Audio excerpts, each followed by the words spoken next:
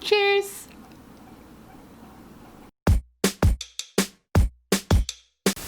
Hey there, my name is Kayla. Welcome to On the Fritz, where I talk about books in a hot mess fashion.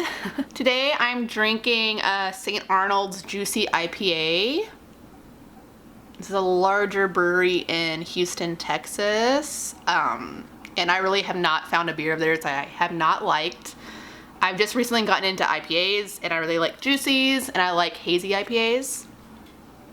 So yeah, I'm going to be talking about all the books I read in the month of August. So I've strayed away from monthly wrap-ups, but since the month of August was Romance Appreciation Month or Romance Reading Appreciation Month, something like that. I helped co-host with my friend Sarah at Steeped in Books the Summer Fling readathon. I keep wanting to say Spring Fling. It's a Summer Fling. And there are a bunch of prompts. I made a TBR, videos, yada yada yada. And so I thought I would just do a monthly wrap up for all those books. I have a reading vlog coming out where I will talk about these books in a more detailed and at the moment off the cuff fashion. For this I just kind of wanted to do a wrap up going through the books, some more in depth, some quickly, and I don't know, I just felt like doing a monthly wrap up this time, I guess. And be warned, if you saw my TBR, most, if not all, like most of these books that I read were not on my TBR because I'm a mood reader, TM, and I don't think they'll be changing anytime soon. Okay, so I like to talk about books in the order that I read them. I'm not going to talk about the prompts that they fulfilled for the Summer Fling. That will be in my reading vlog. I'm just going to talk about them as this were really any other monthly wrap up. So the first book I read and finished was Radiance by Grace Draven. I gave this 5 stars. I loved it so much. And I read this as an ebook from my library. So this is book 1 in the Wrath Kings series. It is also kind of in the author's fantastical world. She has other fantasy series and I believe it kind of sets place in the same world. I'm not sure, this is kind of what I read on Goodreads. But this is a very romantic fantasy romance where it is an arranged marriage to unite two kind of warring, just kind of enemy clans, nations. We have the humans and we have this other beings, and I can't think what they're called, but they're brought together through this marriage where the heroine is just the king's like niece and the hero is the second son of the king and queen of their nation. In normal fashion this would be enemies to lovers, however this is a very amazing friends to lovers. These two meet before the wedding and have an adorable meet cute and they just have instant chemistry on like a social deeper level, because they both find each other very ugly and even terrifying. Mainly humans are found to have very terrifying eyes with our whites, and because the other nation they have like solid gold yellow eyes, but they have fangs which terrify the humans. So like it's not just like they're ugly, it's striking and ugly and terrifying. However, in their own people, they're thought to be very, very beautiful. So that's just a fun element that really plays throughout the whole series, or through the whole book, excuse me. And with the relationship too, like it's kind of like an inner joke to kind of poke fun at each other with their looks when they each know that they have a beautiful soul and personality deep inside. Like I said, this is so romantic and is one of the top reads of this month. I was afraid I was gonna leave on a cliffhanger because book 2 follows the same couple. However, it does resolve pretty well. In the prologue, there is like the setup for the next book. So I didn't have to run and read it right away. I did check it out from my library, but I wasn't able to read it yet, but I'm excited to. Next, I read Romancing the Duke by Tessa Dare. I read this as an ebook from my library. This copy right here I just got from Charles over Books on Stereo. He sent this to me for my birthday, so thank you, Charles. This is definitely my favorite book of the month, and yeah, 5 stars. Let's talk about it. So this is book 1 in the Castles Ever After series. And it's been a long time since I read a Tessa Dare book, but I just forgot how funny her books are. This was so much fun to read. So our heroine has been on her own. Her dad recently just passed away, and he was very wealthy because he wrote very successful and well-loved children's fairy tale story, I guess. It's kind of a serial, so like each chapter or section would be written, and it was continuing on, and it literally left on a cliffhanger where the hero of the series is dangling from a cliff, and everyone always wants to question her and ask about, does she know how it ends? And she's just always been put on a pedestal because she's kind of seen as a sweetheart of England because she is this beloved author's daughter, and she's written into the story as this eternal, like, 11-year-old daughter with big doe eyes, and she is now a woman, and everyone still treats her like this 11-year-old. So she wants to be loved, she wants to be desired, and she wants stability because she is on her own, and her dad did not update his will and write anything to leave her anything, so all their inheritance goes to her horrible cousin who hates her. So she is on her own. And one day this guy shows up and says that she inherited from this random uncle something. So she goes to this castle, and she sees this dark, brooding character, and like swoons and faints. Both because she is terrified and because he has very dashing boots. And she's attracted to a well-worn pair of boots, as she says in this book. And he picks her up and he takes care of her. And this man is the hero of her story. He is a scarred, blind hero with a tragic backstory who likes to stay alone and stay away from people. And it turns out that this castle that he lives in is the new inheritance to our heroine, Izzy. And they fight tooth and nail over this castle, which is falling apart. No one would actually want it, but she wants it because it would actually be hers. She has nothing to her name. And it is the hero, I don't even know the hero's name. I think the hero's name is Ransom, but the Duke, he wants to keep the castle because he is a duke, it has been part of the family, and he feels like he's actually being swindled because he did not sell this castle. So someone is taking advantage of his blindness and his exclusive, like him being like self-shunned, and someone is doing something wrong. So it's them trying to, you know, figure out who gets the castle, what's going on with his funds, and oh, it is just so good. This is definitely my favorite Tessa Dare book I've read so far.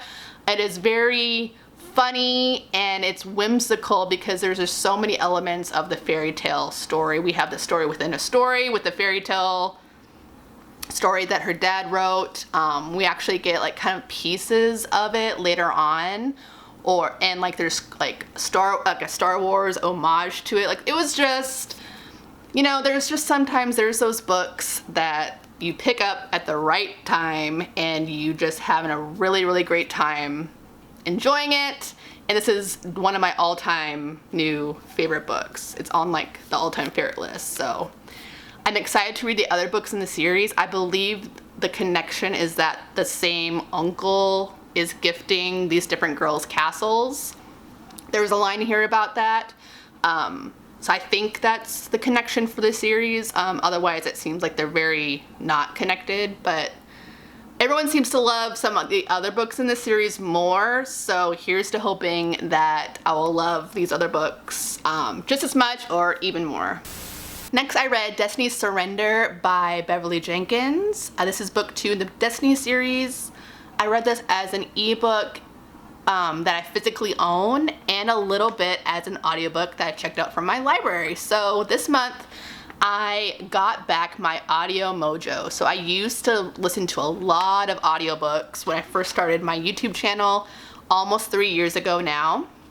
My booktube anniversary is coming up early in September. So I used to listen to tons and tons of audiobooks with my commute to work, and I would actually listen to them at work when I was designing.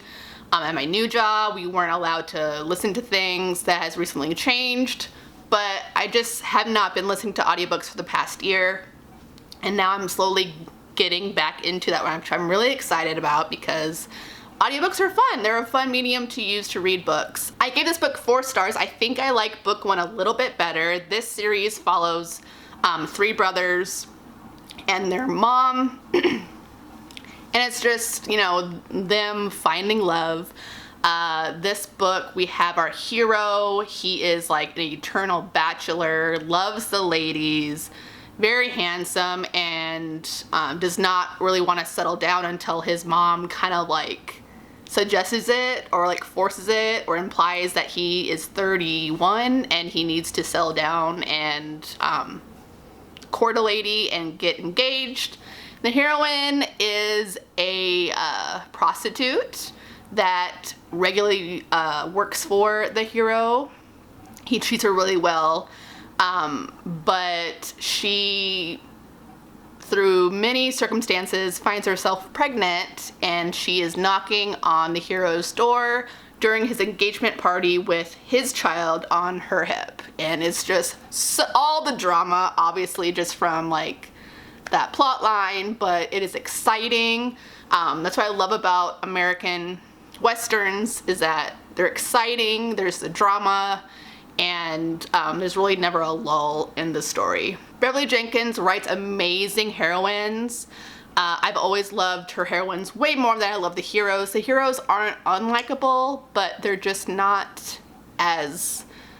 there's just not that much personality to them besides just being a broody hero who doesn't want to get married. And in comes the heroine who he instantly is attracted to and then falls head over heels in love with. So if you're looking for an amazing heroine, definitely check out Beverly Jenkins' books. I really have been loving this series.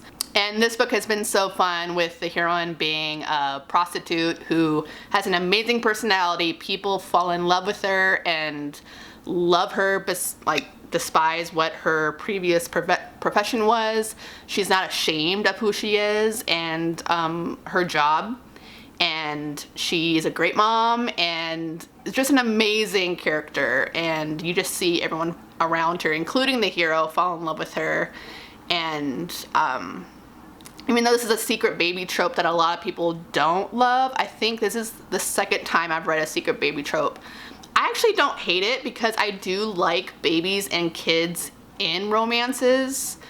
Not saying that it's if it's in there, I'm instantly gonna love it. But the ones I have read, I love it because it's often used as a way to soften the hero, and it just makes my heart and my ovaries just like swoon when the hero falls in love with the child just as much as they fall in love with the heroine. So next I read Slice of Life by Ruby Dixon. This is an audio.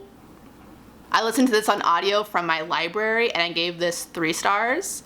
So this is a bind-up of 4 novellas set in the Ice Planet Barbarian series. This has book 6.5, 6.5, 6.6, 7.5, and 8.5.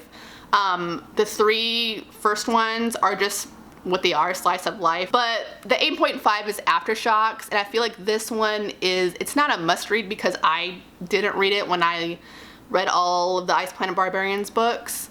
But the reason I skipped these was because I listened to all the books on audiobook through my library, and this like just came out. But Aftershocks sets up and has a lot of information for the book, I guess book 9, which is Stacy and Pashov's book.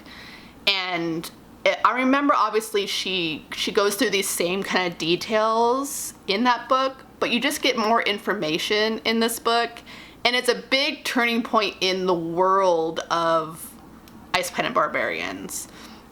So if you are reading that series and you haven't gotten to book 9 yet, I do suggest picking this bundle up. It is now collected together, I think, as an ebook and audiobook. But it was just fun, and it was fun to be back in the world and read about the characters and just be back in that world, but back in that earlier part of the world that I haven't been in for 2 years. But as with like a lot of novellas, which is another reason why I kind of skipped these two, was that they don't overall add a whole lot to the main story. I don't know, novellas can be hard in a long series, so if they do have something that adds to the series, like Aftershocks, you want it to be a big book or more included in the main series. And if it's not important, like the other novellas in the series, it's kind of like, it's just there, it exists. However, with Ruby Dixon, which I love, she does like crank out books, multiple books a month, if not definitely 1 book a month. Maybe not all in the same series, but they are her books, and her books are amazing. So it's not like you have to wait a year for the next book in the series, and then so she gives you a novella to kind of curb your enthusiasm a little bit. These are just like extra bits that she throws out to us. So there is that. So if you are a fan of Ice Planet Barbarians, this does exist and it's available on audio. Next I have The Wish by Patricia Davids. This is a DNF. I checked this out from my library and read it on audio. So for the past like year or 2 years, I don't rate my DNFs because I did not finish the book. I used to rate my DNFs, and it kind of depends on how far I get along, but I've come, like, I know my reading tastes well enough now that I can DNF a book in the first quarter of the book, because I know I'm either gonna just be hate reading it, or no, it's gonna be like a 2 or 3 star. So DNF. This is my first attempt at an Amish romance, and the reason I stopped reading it wasn't because of the Amish aspect. I just did not like the after school special writing that was woven in based off of like the character's past. So The Wish follows, the heroine is a widow, and she is mourning more the loss of a potential child than her husband. And she's planning to sell their farm so she can move to a different state where there are eligible Amish bachelors that she can then get remarried and have a child. The hero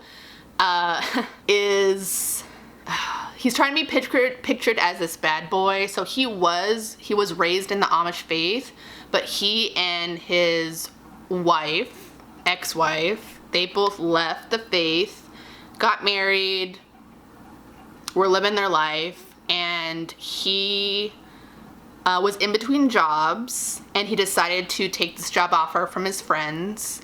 And the wife was mad about that and literally left him because he went to go work with his friends because they needed a job. And his friends, the job they had in mind for him was like involved stealing, so he got busted and he got put in jail for 6 months.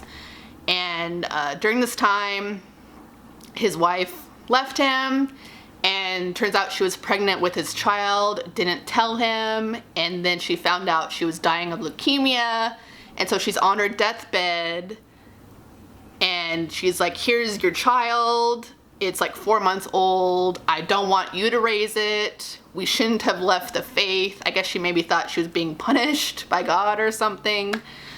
She wants the baby raised by her parents in the Amish faith. So it's literally him driving his 4-month-old to drop it off to her parents. It's raining, and he like drives into a river, and the heroine saves him and the baby. And that's like as far, like I got a little bit more past that, but I was like, what? I love like the dramatics of it. Like, wow, exciting. But I just didn't like how baby hungry the heroine was written. And I don't like I just felt like the author was trying to write like a bad boy for Amish readers, Amish Christian readers, because it's an inspirational. But it was like the author was backpedaling and then making it seem like these bad things that happened to their life was punishment from God from leaving the Amish faith. And then like the hero, it felt very After School Special when the hero like took a job from his friends, and then there's like a line that said, but I guess they really weren't his friends if they gave him a bad job that involved stealing. And it was just like eye-rolly. And I'm not sure if how all inspirational books are like this. I'm a Christian, and I just didn't like that there was so much, like I got the first 20%, and it was just littered with so much subliminal messaging that it was hard to read. Like I was listening to it, I would go in and out, and it was to the point where I just couldn't, and so I had to DNF it. I'm not against inspirational Christian Amish romance. I'm assuming / hoping they're not all littered with this subliminal context, but maybe they are, and maybe they're just not for me. But not saying I'll never not read an Amish romance again, but I tried and it didn't work out. Alright, the next book I read was The Adventures of Captain Underpants by Pilkey. I think it's Dav, not Dave. I could be wrong. These books my daughters picked out from Half Price Books a long time ago, and I recently started reading 5 to 10 chapters a night at bedtime, and we've been having a great time, and so we're making our way through the series. So I never read these as a kid. These came out in the mid to late 90s when I was young. I think maybe one of my teachers have read this to us, but I did not remember the origin story of Captain Underpants, which is in this first book.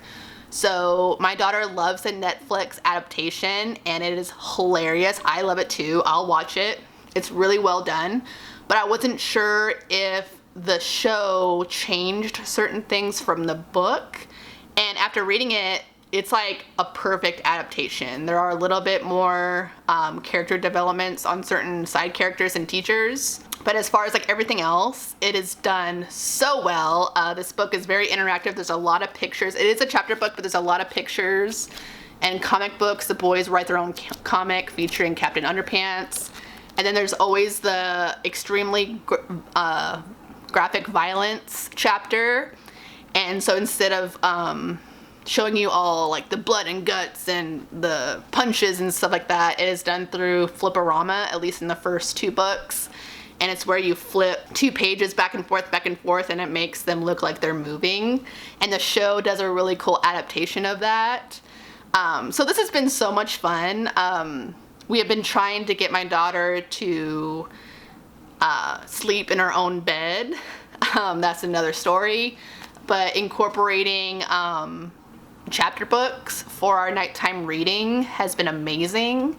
So if you're in my predicament, I recommend picking up some kind of chapter book, whether it's Captain Underpants or something else. And we also get our 20 minutes plus reading in, which is highly encouraged for pre-K and up, I believe. So Captain Underpants, I give it 4 stars. Okay, next I have Wicked and the Wallflower by Sarah MacLean. This is book 1 in the Bare Knuckle Bastard series. I read this as physical owned copy, also a little bit on audio from Hoopla from my library. And this is a reread, and I gave it 4 stars, like a high 4 stars. So, fun fact, this is my first historical romance I've ever read. I read it last summer.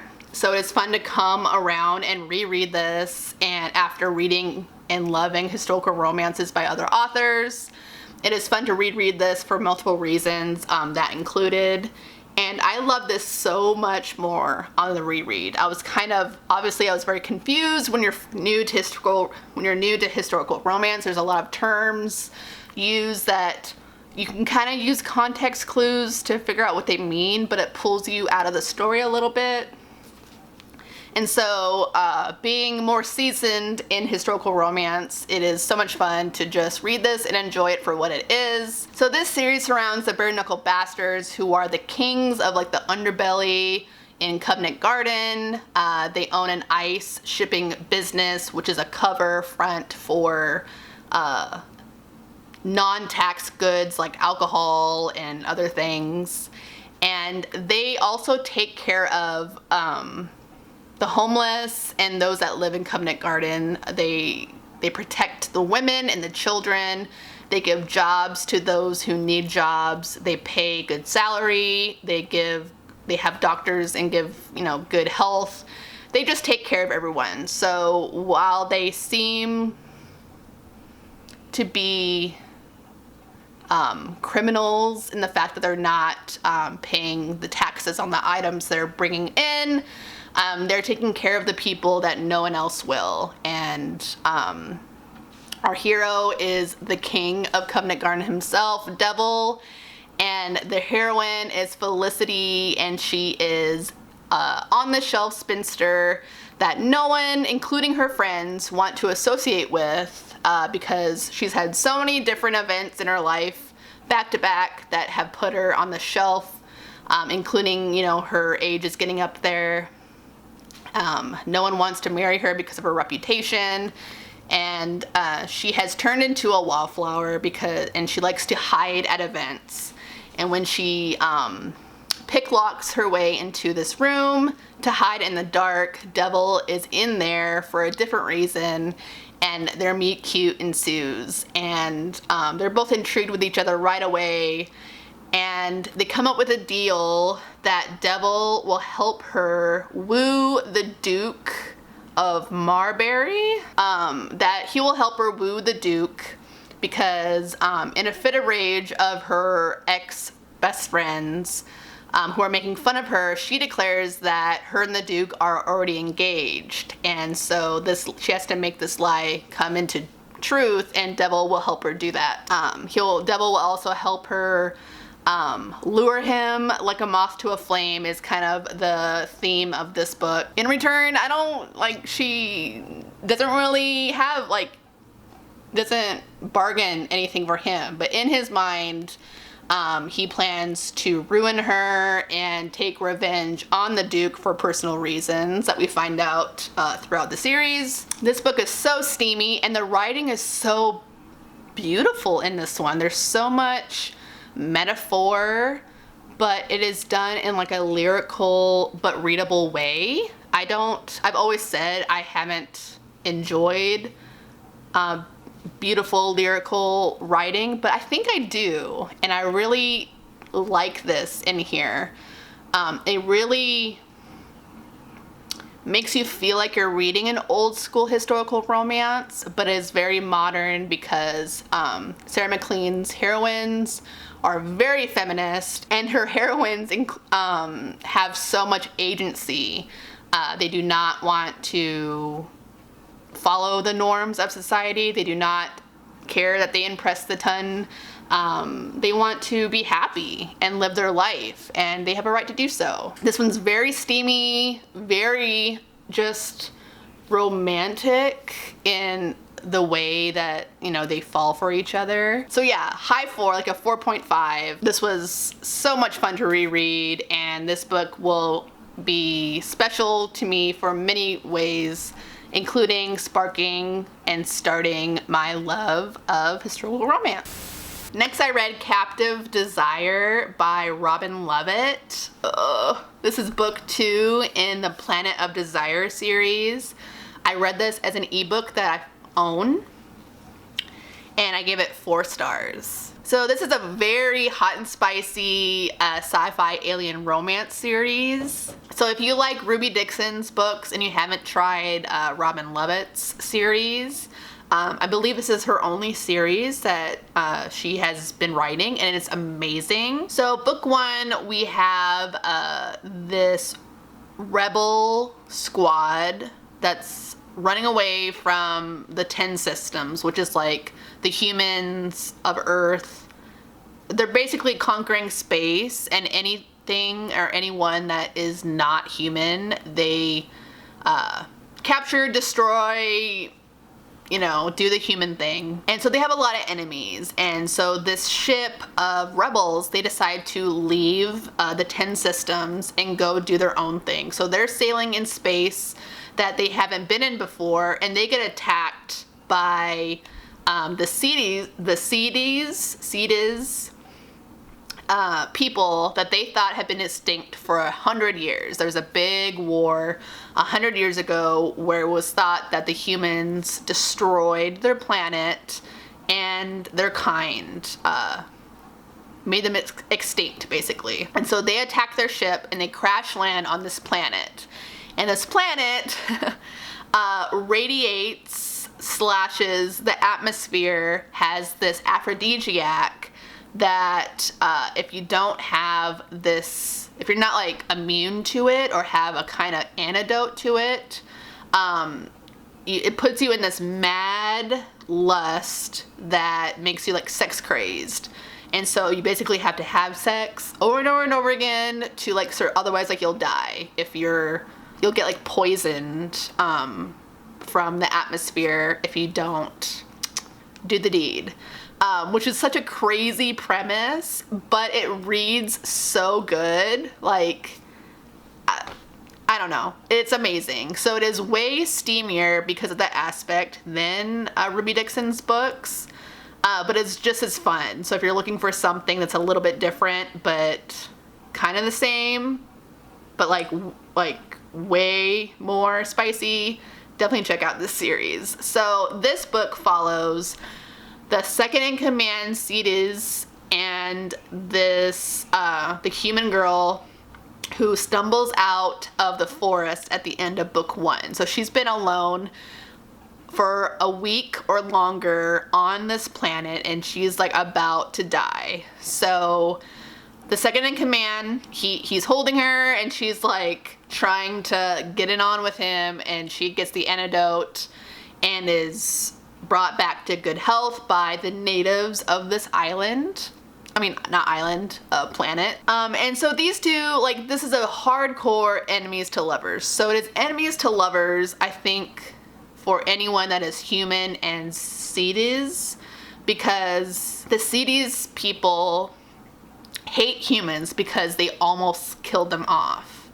They're able to escape and hide, but they're like literally like they're taught human language, they're taught human customs to use against them and to protect themselves. Like, they are groomed and brought up to hate humans. So our hero hates humans, but also he lost his mate in the wars 100 years ago. So the Cedes can live to be like 1,000 years old. They age differently than humans. And he found his mate young. So this is kind of like a fated mates world. The Cedes, they can find their fated mates. He found her young, and she was on like a civilian ship that got killed in the war. So he also hates humans because of that. And he's been mourning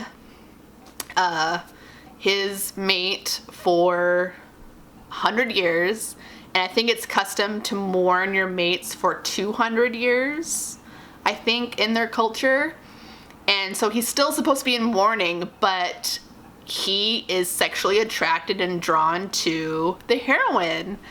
And just like with the first book, it's put off to be, it's just because we're on this planet, it's just because you're here, but there's other people and they're not drawn to these other people the same way they're drawn to each other. So they're trying to like battle with that knowledge. So not only is the hero attracted to her and drawn to her, but his like his canines are extending, and he's producing this venom that is only for your mate. So there's like this whole process that the Seedies go through when they involve their mates, and that is happening again, and it shouldn't be. So he has to battle with that. And there's also a sex games aspect to this. So there's like this performance slash competition that involves sex that these two partake in. Whew, this book is just fire, fire, fire, fire, fire. The only reason it got 4 stars in my book is that it's very hot and cold because of the back and forth constantly. Our heroine hates or doesn't want to like the Seedies because she was, before they broke off from the 10 systems, she was the second in command to a really, really bad commander, and she was a torturer, and they actually had held captive a Seedies for 100 years. And so she would torture him and other captives on that ship because that was her job. And so she feels guilty for this because she didn't want to do this, but she did it because she had to survive. And so she's struggling with that. The hero is struggling for his baggage. And so it should be back and forth, and I'm glad it is back and forth, but it was just so much back and forth, denial, hot and cold, that it's just not my favorite trope in romance. I do like it a little bit, but when that's the main conflict, it's just like, oh, get together already. But when they do, obviously, the resolution is amazing, but that's why I got 4 stars. But the series as a whole is just amazing. I wish more people would read it, especially if you love alien romance. You need to put Robin Lovett on your to-be-read list. Okay, next, I read with my daughter Captain Underpants #2. I'll have that clip in here of me and my daughter talking about this book. I gave this one 5 stars. This one, it just does all the things it needs to do for a children's chapter book. The beginning has like a recap flyer slash comic that recaps book 1. Melvin is introduced in here, and he is kind of like the George and Harold's like arch enemy. He's very smart. He's a goody two-shoe. He is Principal Krupp's like favorite student, and he creates a printer that whatever is, or he modifies and creates a copier, that whatever is copied and printed will be real. And the boys accidentally copy one of their new comic books on there, and which featured talking toilets that eat all the teachers in the school. So this book is just takes it to a next level. I love it so much. 5 stars. Okay, and the last book I read for the month of August, and that battles for the favorite of the month, is Brazen and the Beast by Sarah MacLean. So I finished this today, which is the first technically, but I only had a couple chapters left. But this is book 2 in the Bare Knuckle Bastard series by Sarah MacLean. I read this as a physical, and I did listen to a chunk of this on audio, and I gave this 5 amazing stars. So before going into this book, I've always heard that this is everyone's favorite, and Hattie, the heroine of the book, is everyone's like favorite MacLean heroine, and she actually did win. During the Summer of MacLean, there was a voting for all the heroines in the books, and actually Hattie was the fan favorite of those that partaked in the Summer of MacLean. So I had this book on a little pedestal that I subconsciously do with certain books, and I thought, okay, I'm gonna love this. This is gonna be amazing, 5 stars. But when you do that, at least for myself, there's been books that I've been burned on, and when that happens, I end up disliking it more than I would have had I not put it on a shelf. So I was kind of nervous, but super, super excited to go into this book. And let me tell you, the first chapter, or the first 2 chapters, hook you in so fast. We are introduced to Hattie right away and her best friend. They're in a carriage, or like they're getting into a carriage, and Hattie is planning her year of Hattie. So she has this checklist of items that she wants to accomplish because she is ready to take her life back into her own hands. She is turning 21, so this takes place the day before her birthday. And she is on her way to a brothel that is for women that we were introduced to in book 1. And she's going there to lose her virginity. That way, the fact that she's a virgin and has a dowry is not dangling over her head. And she does not have to be married off, but she can hopefully convince her father to let her run their shipping business, and she can do what she wants to with her life. So she believes that if she gets rid of her virginity, no one's gonna wanna marry her. She is 29, so she is on the shelf. However, still having a dowry and being a virgin is still appeasing. So she wants to get rid of that so that she can move on with her life and do the things she wants to do. But in her carriage, bound up and knocked out unconscious, is our hero, Whit. And I just love their meet cute so much. So Whit is one of the bare knuckle bastards. He is big and brawny, and he is like the muscle, but he's also the heart of Covent Garden, which I just love. I love like a big man who has a big heart. And here's our grunting, quiet hero with like the biggest heart, which I just love so much. Hattie is one of my new favorite heroines of all time, and Whit is one of my new favorite heroes of all time. So it is very rare where you get both favorites in one book. So Hattie has this unconscious fellow in her carriage, and he is ruining her plans because this carriage has been planned and they're using it to sneak to the brothel. So they're riding on their way to the brothel, and he wakes up and she sees how handsome he is.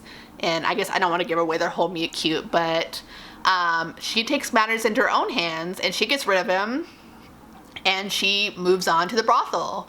Well, the brothel is owned by Whit's sister, so he finds his way there and he comes into her room instead of the man that she had on her like preference list.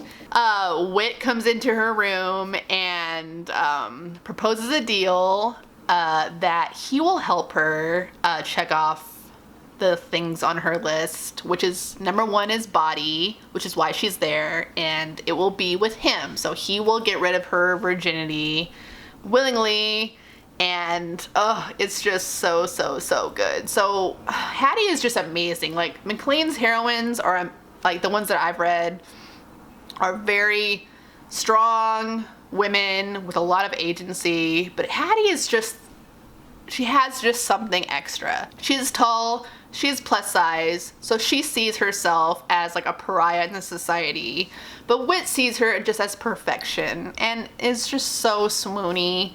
I love Hattie so much though. I want to be her. I love her friendship with her best friend.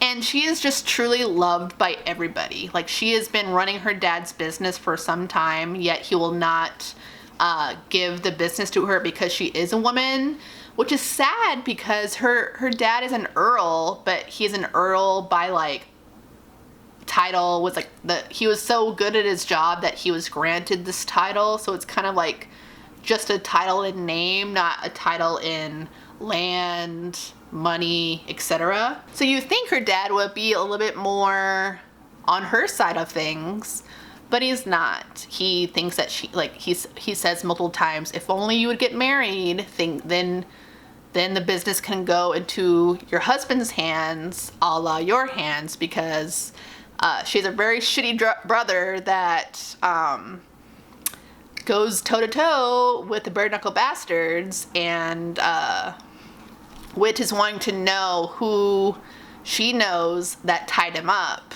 in the beginning of the book, and she does not want to throw her brother under the bus, even though she's very tempted by Beast, or Whit. Beast is his nickname. The underlining theme of this book, where in Wicked and the Wallflower, it was like moth to flame. being desired. This one is equals, and being an equal and seeing the equal in your lover, in your partner, being equal. So like Hattie just wants to be equal. She wants to seem equal in society, but more than anything, she wants to be seen equal in the eyes of Wit. And it's something that hits home to me. That's how I like to see myself in my relationship. I like to be on equal terms. I don't need to be above you. You don't need to be above me. We're equals. We share everything. The good and the bad. And that's like the underlining theme in this book. It seems Sarah always kind of has some kind of theme in her books. So that is also just a reason why I love this book so much. This one really does toe the line of favorite for these two. Ooh, this one's a little bit bigger. These are definitely my top 2 favorite books of the month, but they are both favorites, like my all-time favorite lists. So it was just so hard to pick between these two, but I love them both so much. Okay, those are all the books I read in the month of August. I read 10 books. There was 1 DNF. There were 2 Captain Underpants books. And there was 1 short story bind up. But I'm so glad to have my audiobook Mojo back. I've lost it for a long time. But I'm also glad that it's back, but like I'm reading physical books and ebooks in audiobooks. It was always like audio heavy. Recently it was very ebook heavy, and now it's like a little bit of everything. Thank you so much for watching. I'll have other information down below. Discord information, social media links down below. All the books I talked about down below. We can be friends on Goodreads, Instagram, Twitter. Subscribe if you want to see more from me. I read lots of different things, from romance to comic books to horror and sci-fi fantasy. Thank you so much for watching. I'll see you in my next video. Bye.